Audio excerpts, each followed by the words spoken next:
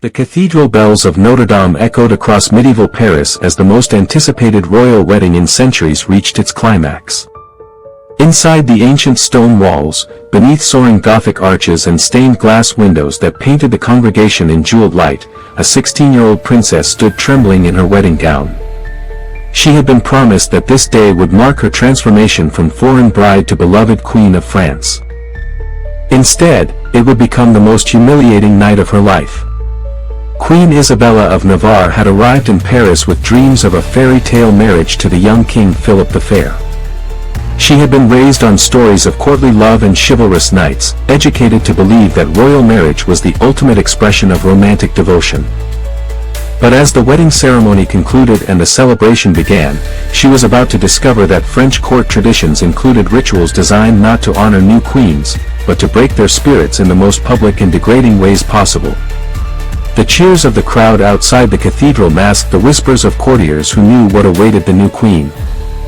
This wasn't just a wedding celebration, it was a carefully orchestrated demonstration of power that would establish once and for all that even queens were subject to the absolute authority of French royal tradition. Welcome to Scandalous Pasts, where we uncover the shocking truths hidden behind history's most glittering ceremonies. Today, we're revealing the horrifying reality of medieval royal wedding nights, where public humiliation was disguised as tradition and new queens learned their place through rituals that would traumatize them for life. Before we witness this royal nightmare unfold, make sure to hit that subscribe button so you never miss our journeys into history's most scandalous secrets. Now, let's step into a world where marriage was warfare, where love was weakness, and where a queen's first night would determine her entire future in ways she never could have imagined.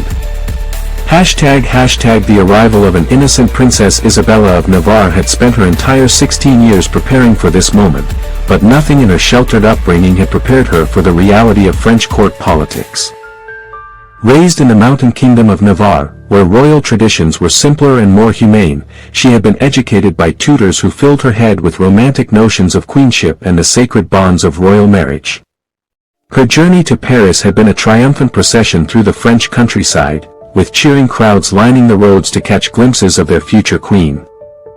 The young princess had waved from her golden carriage, her heart full of hope and excitement about the new life that awaited her. She saw the smiling faces and heard the enthusiastic cheers as evidence that she would be welcomed and beloved in her new homeland. The negotiations for her marriage had been conducted entirely by diplomats and royal advisors, with Isabella herself having no voice in the arrangements that would determine her entire future. She had been told that King Philip was young, handsome, and eager for a bride who could provide him with heirs and political alliance with Navarre. The marriage contract spoke of mutual respect, shared authority, and the sacred duties of Christian monarchy. Isabella's education had focused on the skills considered essential for a medieval queen: languages, music, embroidery, and the management of royal households. She spoke fluent French, Latin, and her native Navarrese, and had been praised by her tutors for her quick wit and gracious manner. She had been taught to see herself as a future partner in governance, a queen who would stand beside her husband as they ruled together. Her wedding dress had been crafted by the finest seamstresses in Navarre, a masterpiece of silk and gold thread that took months to complete. Every detail had been chosen to reflect her royal status and her family's wealth, from the pearls sewn into the bodice to the ermine trim that marked her noble birth. She felt beautiful and confident as she prepared for the ceremony that would transform her from princess to queen. The French court's reception of Isabella had been formally correct but subtly cold. The elaborate ceremonies of welcome had followed proper protocol, but she had noticed the calculating looks of the courtiers and the way conversation stopped when she entered a room. She attributed this to natural curiosity about a foreign princess and assumed that warmth would develop once she had proven herself worthy of their respect. King Philip himself had been courteous but distant during their brief meetings before the wedding. Their conversations had been formal and carefully supervised, giving Isabella no real sense of the man she was about to marry. She had been told this was normal for royal couples, that true intimacy would develop after marriage once they had privacy to get to know each other properly. The warning signs that something was amiss had been subtle but persistent. Her Navarrese attendants had been dismissed and replaced with French ladies-in-waiting who seemed more interested in observing her than serving her. Her correspondence with her family had been delayed and sometimes lost entirely. Most disturbing of all, her questions about French court customs had been answered with vague reassurances that she would learn everything she needed to know after the wedding. As the wedding day dawned, Isabella felt a mixture of excitement and nervousness that she assumed was natural for any bride. She had no way of knowing that the French court had spent weeks planning not just a wedding celebration, but a systematic program of humiliation designed to establish her powerlessness and ensure her complete submission to French authority. ## The ceremony of deception. The wedding ceremony itself was a masterpiece of medieval pageantry, designed to dazzle observers while concealing the true nature of what was about to unfold. Notre Dame Cathedral had been transformed into a theater of royal power, with every detail carefully orchestrated to create maximum visual impact while establishing the hierarchies that would govern Isabella's new life. The procession into the cathedral followed ancient protocols that seemed to honor the bride while actually diminishing her status at every turn. Isabella walked behind King Philip rather than beside him, symbolically establishing her subordinate position from the very beginning. Her train was carried not by noble ladies but by servants, while Philip's was held by the highest-ranking nobles in France. The seating arrangement in the cathedral told its own story of power and precedence. Isabella's family and Navarrese supporters were placed in positions where they could observe the ceremony but not interfere if anything went wrong. The French nobility surrounded the altar, creating a wall of hostile witnesses who would ensure that the new queen understood exactly where she stood in the French hierarchy. The religious ceremony followed traditional Catholic rites, but with subtle modifications that emphasized the bride's duty to submit completely to her husband's authority. The vows Isabella spoke included promises of obedience that went far beyond normal marriage vows, binding her not just to Philip personally but to the entire French royal system. She repeated words she didn't fully understand, sealing her fate with sacred oaths that would be used to justify whatever treatment awaited her. The exchange of rings was performed with great ceremony, but Isabella noticed that her ring was noticeably smaller and less ornate than Philip's, another subtle reminder of her inferior status. The crown placed on her head during the ceremony was beautiful but deliberately designed to be uncomfortable, with sharp edges and excessive weight that would cause pain if worn for extended periods. The wedding feast that followed the ceremony was a spectacular display of French wealth and power, but Isabella found herself increasingly isolated despite being the supposed guest of honor. She was seated at the high table but positioned so that she could barely participate in conversations, while the French nobles engaged in discussions that excluded her entirely. The entertainment during the feast included performances that seemed celebratory but actually contained coded messages about the fate that awaited disobedient queens. Minstrels sang songs about foreign princesses who had learned to embrace French ways, while dancers performed elaborate routines that depicted the submission of conquered territories to French authority. As the evening progressed, Isabella began to notice that the wine served to her was stronger than what she was accustomed to, and that her French attendants were encouraging her to drink more than was wise. She assumed this was part of the celebration, not realizing that it was deliberate preparation for what would come next. The atmosphere in the great hall grew increasingly raucous as the night wore on, with the French nobles becoming more boisterous and their comments about the new queen more pointed. Isabella heard whispered remarks about breaking in, the foreign bride, and teaching her French customs, but she attributed these to the effects of wine rather than recognizing them as warnings about her immediate future. ## The ritual of public shame. As midnight approached, the true nature of French royal wedding traditions began to reveal itself. What Isabella had assumed would be a private retirement to the royal chambers became instead a public spectacle designed to humiliate her before the entire court while establishing the absolute nature of royal authority over even the most privileged women. The wedding ceremony was announced with great fanfare, presented as an ancient tradition that honored new queens while ensuring the legitimacy of royal marriages. Isabella was told that this was a sacred ritual that had been performed for centuries, a necessary demonstration of royal fertility that would bless her marriage and ensure the continuation of the royal line. The process began with Isabella being surrounded by French noble ladies who began removing her wedding dress in full view of the assembled court. This wasn't the gentle assistance of loving attendants, but a systematic stripping that was designed to be both physically uncomfortable and psychologically devastating. Every layer of clothing that was removed took away another piece of her dignity and privacy. The French nobles made no attempt to hide their evaluation of Isabella's body as it was gradually exposed. They commented openly on her physical attributes, comparing her to previous queens and speculating about her suitability for producing heirs. The young queen stood frozen in horror as she realized that she was being treated like livestock being evaluated for breeding purposes. The removal of her clothing was accompanied by a running commentary from the court ladies about proper behavior for French queens. They explained that modesty was a luxury that royalty could not afford, that her body now belonged to France as much as to her husband, and that resistance to royal traditions was a form of treason that would not be tolerated. King Philip watched the proceedings with apparent approval, making no move to protect his new wife from the humiliation being inflicted upon her. His passive participation in her degradation sent a clear message that he viewed her not as a partner to be cherished but as a possession to be displayed and used according to his will. The assembled courtiers cheered and offered crude commentary as Isabella was reduced to her undergarments, their behavior becoming increasingly aggressive as they sensed her growing distress. The wine that had been pressed upon her earlier now worked against her, making it difficult for her to maintain her composure or resist what was happening to her. The final stage of the bedding ceremony involved Isabella being carried to the royal bed by male courtiers who handled her with deliberate roughness, their hands wandering to inappropriate places while they pretended to be performing a sacred duty. The bed itself had been prepared as a stage, positioned so that the assembled court could observe everything that would happen there. The sheets of the marriage bed were pure white silk, chosen not for comfort but because they would clearly show any evidence of consummation.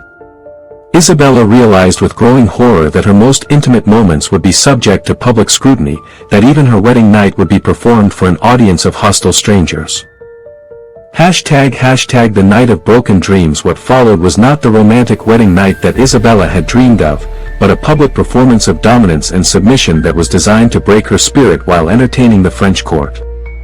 The young queen discovered that privacy was another luxury that royalty could not afford, and that even the most intimate aspects of marriage were subject to political manipulation. King Philip's approach to the consummation was clinical rather than passionate, treating the act as a necessary duty to be performed before witnesses rather than an expression of love between newlyweds. He showed no consideration for Isabella's obvious distress or inexperience, focusing entirely on completing the ritual requirements that would validate their marriage in the eyes of the court. The assembled nobles maintained a constant commentary throughout the proceedings, offering advice, encouragement, and crude observations that turned what should have been a private moment into a public spectacle. Isabella's tears were interpreted as evidence of her virginity rather than her trauma, while her obvious pain was dismissed as natural and necessary for a new bride.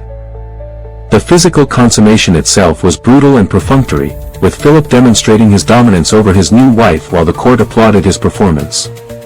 Isabella's role was purely passive. She was expected to submit without resistance while providing evidence of her purity through her pain and bleeding. The examination of the bloodied sheets that followed was conducted with the same ceremony as a religious ritual, with court physicians and noble witnesses certifying that the marriage had been properly consummated and that the new queen had indeed been a virgin.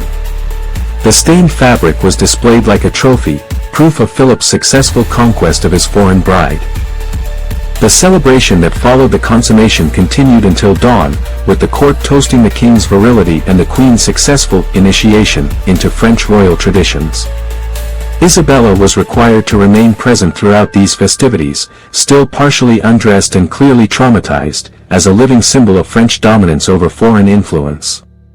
The morning after brought no relief from the public nature of her humiliation. Isabella was required to appear at court functions where nobles congratulated her on her successful wedding night, their knowing smiles and pointed comments making it clear that every detail of her degradation had been observed and would be remembered. The psychological impact of this public humiliation was exactly what the French court had intended. Isabella understood that she had no privacy, no dignity, and no protection from the whims of her new husband and his nobles. She had been transformed from a confident princess into a broken woman who understood that resistance was futile and submission was her only option for survival. The aftermath of humiliation. The days and weeks that followed Isabella's wedding night were marked by a systematic campaign to reinforce the lessons of her public humiliation. The French court had achieved its goal of breaking the new queen's spirit, but now they needed to ensure that she remained compliant and understood her place in the rigid hierarchy of royal power. Isabella's daily routine was restructured to eliminate any possibility of privacy or independence. She was surrounded by French attendants who reported her every word and action to the king's advisors, ensuring that she could never develop relationships that might give her emotional support or political influence. Her correspondence with her family in Navarre was heavily censored, with letters being delayed, altered, or simply destroyed if they contained anything that might be interpreted as criticism of French treatment. Isabella's attempts to maintain connections with her homeland were systematically undermined, isolating her from any source of comfort or assistance. The Queen's public appearances became exercises in demonstrating her submission to French authority. She was required to dress according to French fashion rather than Navarrese tradition, to speak only French in public settings, and to express gratitude for the honor of serving as Philip's queen.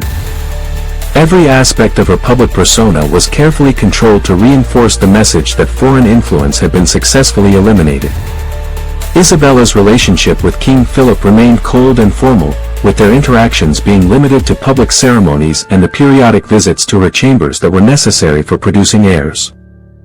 She learned that her husband viewed her not as a partner but as a useful tool for diplomatic relations with Navarre and for providing legitimate children to continue the royal line.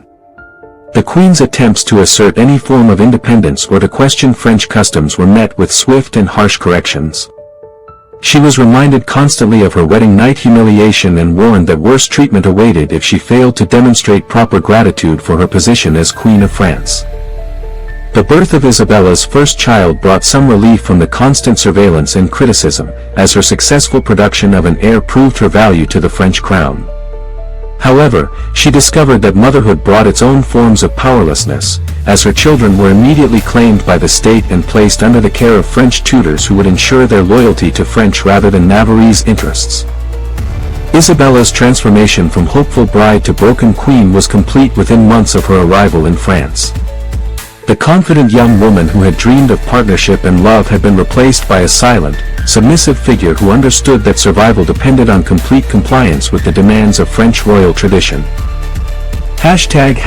The legacy of royal cruelty. The systematic humiliation of Queen Isabella became a template for how foreign brides would be treated by the French court for generations to come. Her broken spirit served as both warning and instruction for future queens, demonstrating the futility of resistance and the necessity of complete submission to French authority. The techniques developed for breaking Isabella's will were refined and passed down through generations of court officials who understood that controlling royal wives was essential for maintaining the absolute nature of French monarchy. The public nature of her humiliation served as a constant reminder to all women at court that even the highest-ranking females were subject to male authority. The psychological damage inflicted on Isabella had lasting effects that extended far beyond her personal suffering. Her children grew up understanding that their mother was a defeated enemy rather than a beloved parent, learning lessons about power and submission that they would carry into their own relationships and eventual roles as rulers. The diplomatic implications of Isabella's treatment created lasting tensions between France and Navarre, as her family understood exactly how their daughter had been treated but were powerless to seek justice or revenge. The marriage that was supposed to cement an alliance instead created resentment that would influence relations between the two kingdoms for decades. The normalization of such treatment for royal brides influenced marriage customs throughout medieval Europe, as other courts adopted similar practices for breaking the spirits of foreign princesses and ensuring their compliance with local traditions. The idea that public humiliation was an acceptable tool for establishing dominance became embedded in aristocratic culture across the continent. Modern historians studying Isabella's case have found evidence that similar rituals were practiced throughout medieval Europe, suggesting that her experience was not unique but part of a systematic approach to controlling women who might otherwise pose threats to established power structures. The documentation of these practices reveals a dark side of medieval marriage that contradicts romantic notions of chivalry and courtly love. The story of Queen Isabella's humiliation serves as a reminder that even the most privileged women in medieval society were subject to systematic oppression and abuse. Her suffering illuminates the reality behind the glittering facade of royal life, revealing how power was maintained through the deliberate destruction of human dignity and the normalization of cruelty disguised as tradition. And there you have it, the horrifying truth behind one of medieval Europe's most shocking royal wedding nights. What we've uncovered isn't a romantic fairy tale of royal marriage, but a calculated program of psychological warfare designed to break a young queen's spirit and establish the absolute nature of royal authority over even the most privileged women. Queen Isabella's story reveals how public humiliation was weaponized as a tool of political control, how ancient traditions were twisted to justify systematic abuse, and how an entire court could participate in the destruction of a young woman's dignity while calling it honor and ceremony. Her experience reminds us that even in the highest echelons of medieval society, women were viewed as property to be controlled rather than partners to be cherished. The glittering ceremonies and magnificent palaces concealed systems of oppression that reduced queens to broken shadows of their former selves. What aspect of Isabella's nightmare shocked you the most? The public nature of her humiliation, the systematic way her spirit was broken, or the fact that an entire court participated in her degradation? Share your thoughts in the comments below. If this journey into the dark reality of medieval royal marriage captivated you, make sure to hit that like button and subscribe to Scandalous Pasts for more shocking revelations from history's most scandalous moments. Ring that notification bell so you never miss our deep dives into the secrets that shaped our world. Remember, the stories we tell here at Scandalous Pasts are fictional tales that may draw inspiration from real historical events and human nature, but they are crafted for entertainment and reflection rather than historical fact. Until next time, keep questioning the romantic versions of history, and remember, sometimes the most glittering crowns hide the darkest secrets, and the most celebrated traditions can conceal the most horrific abuses of power.